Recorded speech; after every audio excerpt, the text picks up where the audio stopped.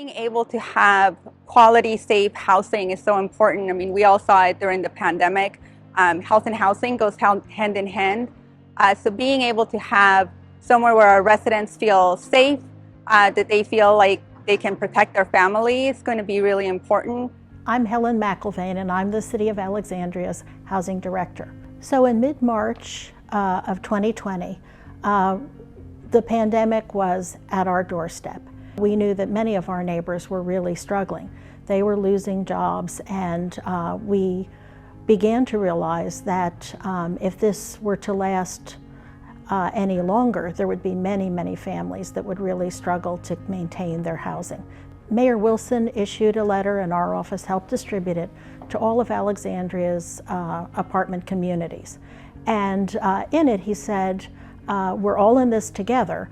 We found out that we were going to get a special type of federal CDBG funds that could be used for COVID. We were able to go to council that week and say that we had an idea for potentially providing enough rental assistance to families that were behind. We were joined by many other colleagues throughout the city to reach out to people to help them process applications. Okay, I'm Melody Sayal. I'm a division chief in the Alexandria Office of Housing. I have been with the city for 27 years. My name is Annette Bridges. I've been with the city for 20 years, and I work with the Office of Youth Development. We got a special grant from the federal government through the Community Development Block Grant to assist specifically with rental assistance needs for COVID. We had to set up a program in a couple of months in order to disperse this money. It was about $5 million. We added the Amazon call center so that we had people like Annette and Luis who were staffing the phones continuously. And that required that we get assistance from other departments. Hi, my name is Luis Abarca. I'm with the City of Alexandria Department of Finance, Revenue Division. Mi nombre es Luis Abarca. Trabajo para el Departamento de Finanzas de la Ciudad de Alexandria, para el Departamento de Colecciones. So I worked for the city for over 24 years. I was born in Peru. I was blessed to come to America 40 years ago. I had a couple of days off, and during the weekend I got an email. I was not really know exactly what it's about, but the city needs help, especially because I'm bilingual. They request my assistance. I call my supervisor, say, you ought to report to the housing department, and they will help you. What is it all about, really? I mean, what am I supposed to do? Taking now is a giving is a change, which I graciously took it. So the reality in the city is that a lot of the people that I serve do not speak basic English. So approaching them and showing that the city really wants to help them, it was sometimes difficult because the lack of identity on themselves, paperwork, was the reality of the city in some cases.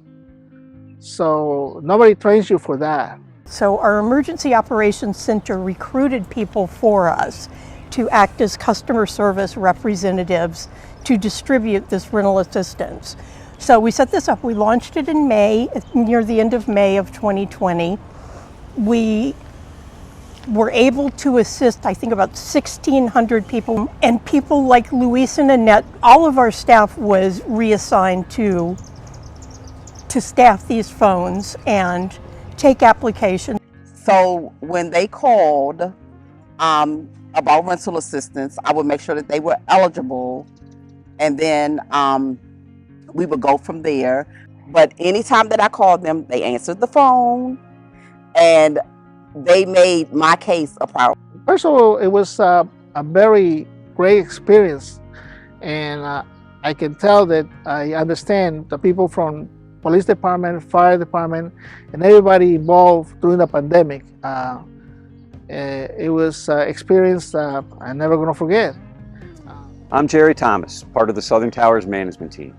At Southern Towers, our team has had significant interaction with the City of Alexandria staff and saw firsthand how professional and sensitive they handled the issues with the outreach to our residents. The outreach was to inform and aid individuals in securing rental assistance that was available through the city in response to the global pandemic. Representatives from the City of Alexandria were on site at Southern Towers on multiple occasions throughout the pandemic and worked side by side with the Southern Towers team. They collectively assisted our residents with applying for rental assistance, setting up COVID vaccination sites, and providing information on other city support programs that were offered.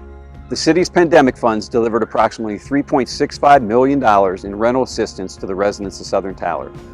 This was a tremendous support for hundreds of families that live here in the community. Yeah, so my name is Elisa Mondragon. I am the Vice President of Operations at Alexandria Housing Development Corporation. I have been with the organization since 2017. I'm originally a native of Mexico City, and I moved to Alexandria just a few months before I joined AHDC. So Alexandria Housing Development Corporation, also known as AHDC, we're a nonprofit real estate developer that serves exclusively the city of Alexandria. And we are here to build our community and help with community development. So the Blue Map product is one out of our 9 communities that we own and operate in Alexandria with a partnership with the Carpenter Shelter. So we will continue to provide services in Alexandria. AHDC got involved with the rent assistance prior to the pandemic. We saw the need for our residents to have emergency assistance when something like a car breakdown come up or an unexpected hospital bill, and that derailed them completely from their expenses and often ended up with an eviction. Then the pandemic happened and a lot more people needed assistance. So we used that groundwork that we started doing and building relationships with our residents to coordinate additional assistance either with grant providers, banks, Act for Alexandria, and also the city. When they started providing more organized rent assistance, we were able to work directly with them and facilitate the conversation that our residents needed, because a lot of them felt like they couldn't turn into anyone, not the city, not anyone, because they were afraid of getting evicted if they told anyone that they didn't have any money. We're able to secure funding to keep residents safe in their homes. In December, the state of Virginia took over, and only jurisdictions with populations of over 600,000 had the option of doing it themselves. The state, our population is just under 200,000. So we had to start referring people. We had to move them over from our program to the state's rental assistance program. The Eviction Prevention Task Force was established during the time when our program was just beginning to operate. The Eviction Prevention Task Force has city agencies, which include the Office of the Department of Community and Human Services, the Office of Housing, and the Office of Performance Analytics. And we meet with them along with our community partners, Legal Services of Northern Virginia, faith-based community organizations which help provide financial assistance to people in need.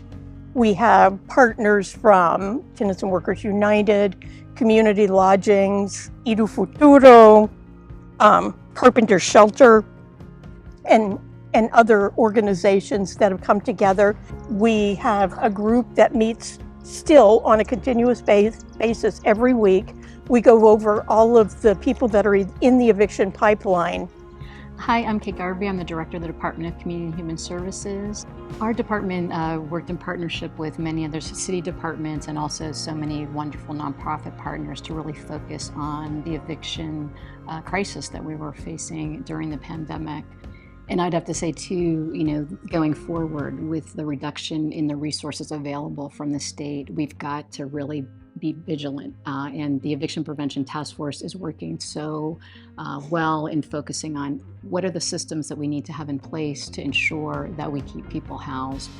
As funding is dropping out, we've got to make sure that the systems that we put in place really protect people and keep us on top of what's coming in the future. Like Kate, I'm proud to say that our efforts together led to 3,000 Alexandria families remaining stably and securely in their housing throughout the pandemic.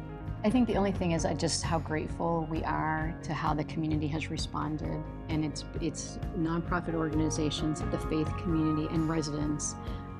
We're so focused on how can we help and how can we work together, and without that we wouldn't have achieved what we have. So I think that's something, and that again is absolutely representative of what Alexandria is. It's how do we use the best in all of us to assure that our residents are protected and are successful. And so I think we are extremely grateful. Yeah, and at every step of the way, our city council said, what do you need? Yes. And, that was a tremendous amount of support for our work and for understanding who was impacted. Just when Kate or I would be with them, they would say, what more do you need? So absolutely. Their support was critical as well. That's a great point. Well, housing is clearly the foundation of everyone's lives. It also had so many important connections to remaining healthy and staying healthy. And I think the other thing that we've learned from that is that as a community, working together, we can achieve great things under the most adversarial of circumstances. And even when we're not all together working in one room, we've figured out how to pull together a network that can really deliver services to the community very effectively.